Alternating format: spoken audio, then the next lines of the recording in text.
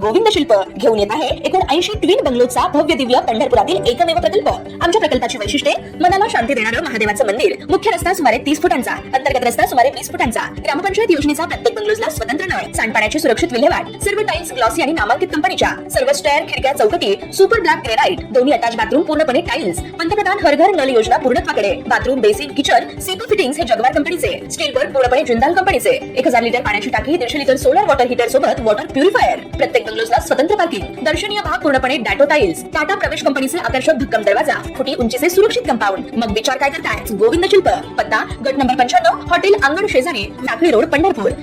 ताज्या घडामोडी पाहण्यासाठी आमच्या YouTube चॅनलवरील PVR म्हणजेच पंढरी वार्ता या न्यूजला सबस्क्राइब करा आणि शेजारील बेल आयकॉनवर क्लिक करा।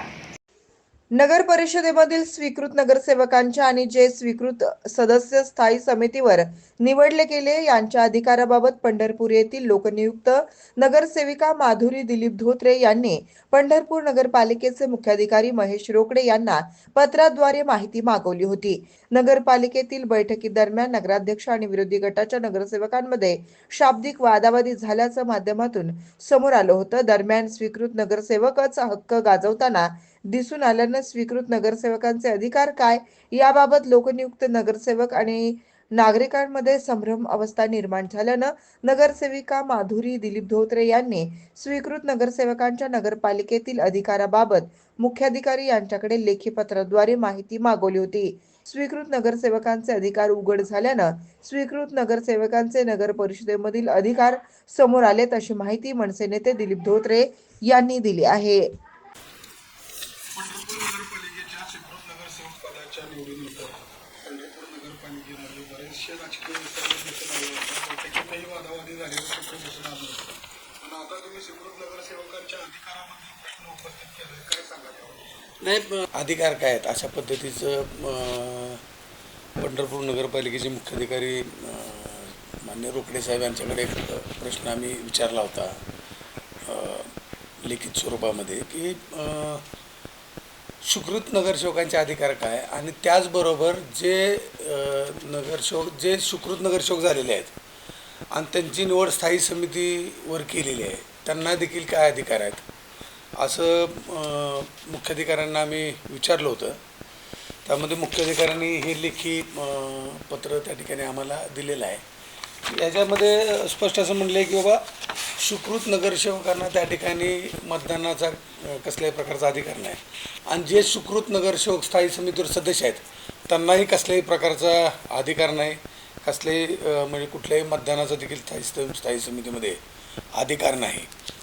अशा पद्धतीचं जे संविधानात जे त्याच्याबद्दलची प्रोव्हिजन आहे जो कायदा आहे त्या कायद्याच्या पत्रासहित मान्य मुख्याधिकाऱ्यांनी त्या ठिकाणी आम्हाला दिलं की बाबा स्वीकृत नगरसेवकांचे अधिकार काय, तर त्यांना कसल्याही प्रकारच्या मतदानाचा अधिकार नाही किंवा इतर कुठलेही म्हणजे असं मतं मांडून त्या ठिकाणी ती मंजुरीचा अधिकार नाही किंवा कुठल्याही प्रकारच्या मंजुरीमध्ये सभागृहामध्ये त्यांचं कुठल्याही मतदानाचा त्यांना अधिकार नाही।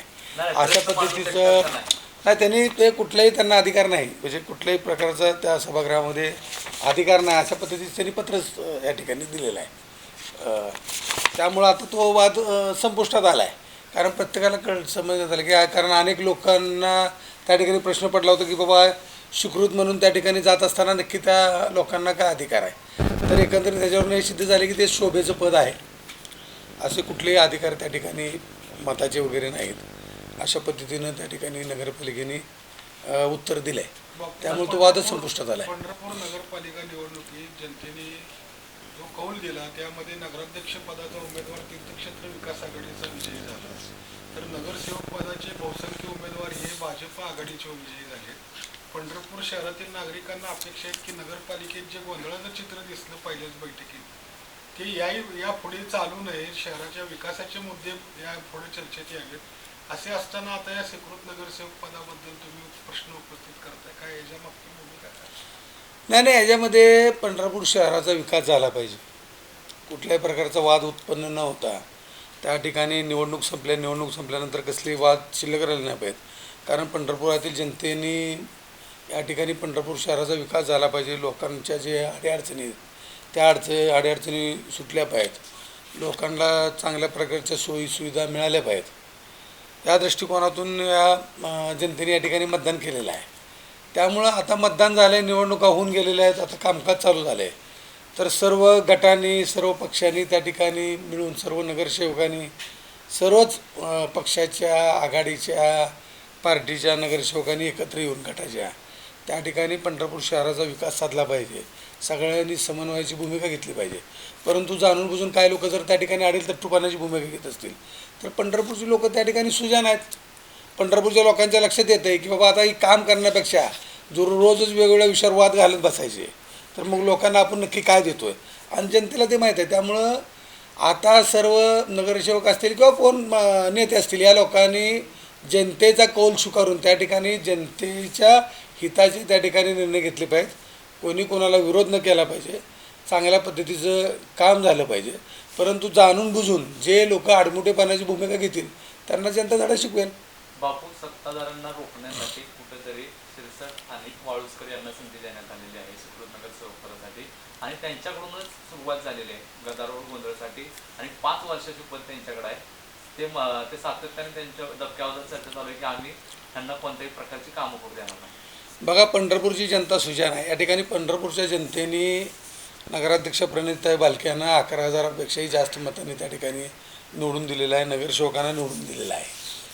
जनतेची कामं झाली पाहिजेत आणि मग जे लोक त्या ठिकाणी कामात अडथळा करतील, पंढरपूरची जनता हुशार आहे आणि या ठिकाणी कामं होतच असतील. आम्ही तर ठरवलं की बाबा निश्चितपणे पंढरपूरच्या जनतेने ज्या विश्वासाने आम्हाला या ठिकाणी सत्ता दिली आहे, निश्चितपणे आम्ही पंढरपूरच्या जनतेची कामं करू, हे मी तुमच्या माध्यमातून पंढरपूर शहरातील सगळ्या जनतेला सांगू इच्छितो. बापू, नगराध्यक्ष पद जरी तीर्थक्षेत्र विकास आघाडीकडे असलं तरी स्थायी समिती हा जो नगरपालिकेचा भाग आहे, त्या स्थायी समितीमध्ये अनेक महत्त्वाचे निर्णय आधी स्थायी समितीत होता आणि त्यात एकमेव सदस्य विरोधी आघाडीचा म्हणून माधुरीताईंचा समावेश आहे. अशा वेळी समन्वयाने काम होणं अपेक्षित असताना आता या सुकृत नगरसेवकांच्या अधिकाराबाबत प्रश्नचिन्ह उपस्थित केलं जात आहे. काय सांगायचं? नाही, याच्यामध्ये प्रत्येकाचा अधिकार काय आहे प्रत्येकाला कळलं पाहिजे. समजा माधुरी धोत्रे जर स्थायी समितीचे सदस्य असतील तर त्यांना काय अधिकार आहे, सुकृत नगरसेवक जर स्थायी समितीचे सदस्य झाले असतील तर त्यांना काय अधिकार आहे, नगराध्यक्ष या स्थायी समितीचे अध्यक्ष आहेत, सभापती आहेत, तर त्यांना हे प्रत्येकाचे अधिकार प्रत्येकाला कळले पाहिजेत. कारण आपल्या कायद्यानुसार डॉक्टर बाबासाहेब आंबेडकरांनी दिलेल्या घटनेनुसार आपल्याला नक्की त्या सभागृहामध्ये त्या ठिकाणी काय अधिकार आहेत हे सर्वांना माहीत असणं गरजेचं आहे. त्यामुळं हा माहितीच्या अधिकारात आम्ही तो प्रश्न विचारून त्याचं उत्तर घेतलेलं आहे आणि प्रत्येकाने नगरपालिकेचं त्या ठिकाणी पुस्तक खरेदी करावं आणि नगर परिषदांचे नियम काय ते देखील सगळ्यांनी पुस्तक वाचून त्या ठिकाणी आपापल्याला काय अधिकार आहेत आणि त्या अधिकारानुसारच त्या ठिकाणी वागावं आणि सगळ्यांनी समन्वयाची भूमिका घेऊन पंढरपूर शहराचा विकास कसा करता येईल त्याच्याकडे सगळ्यांनी लक्ष द्यावं.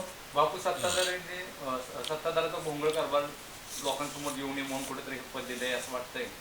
नाही, कोणी कुणाला काय पद द्यावं हा त्यांच्या पार्टीचा पक्षाचा निर्णय आहे. माझं एवढंच मत आहे की या ठिकाणी सगळ्यांनी समन्वयाची भूमिका घेऊन या ठिकाणी पंढरपूर शहराचा विकास झाला पाहिजे. उगीच जाणून बुजून जर कोण विरोध करत असेल तर मग त्या पद्धतीनं विरोधाला विरोध होत राहील. मग हे सगळं करत असताना जनतेची कामं बाजूला राहतील याचा सगळ्या लोकांनी विचार केला पाहिजे.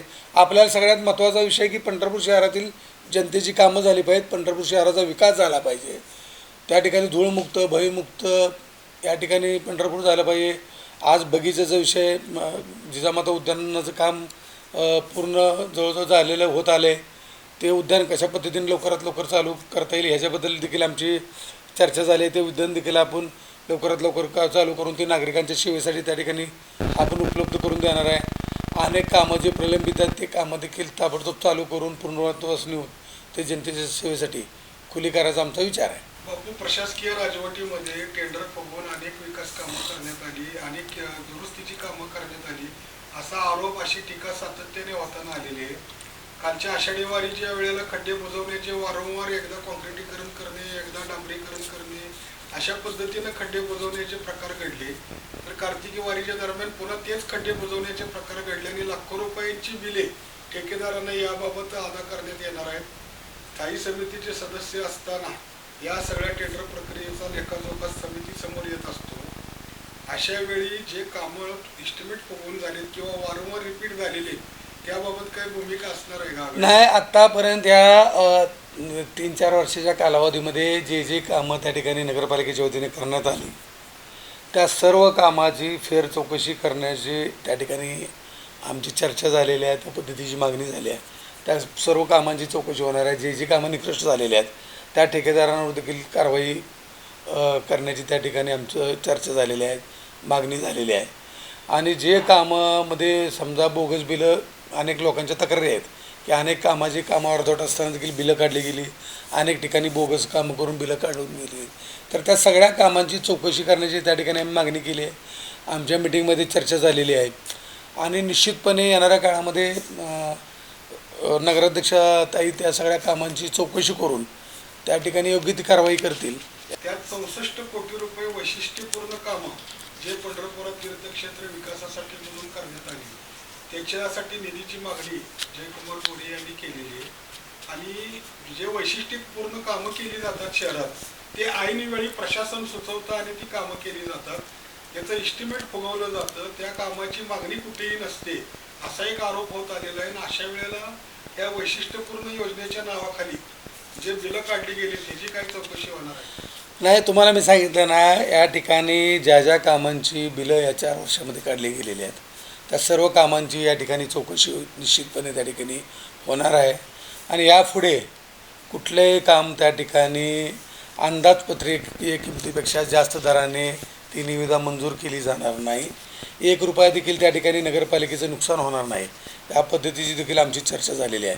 आणि कुठलंच काम हे त्या ठिकाणी वाढीव दर करून त्या ठिकाणी देता येणार नाही याची देखील चर्चा झालेली आहे.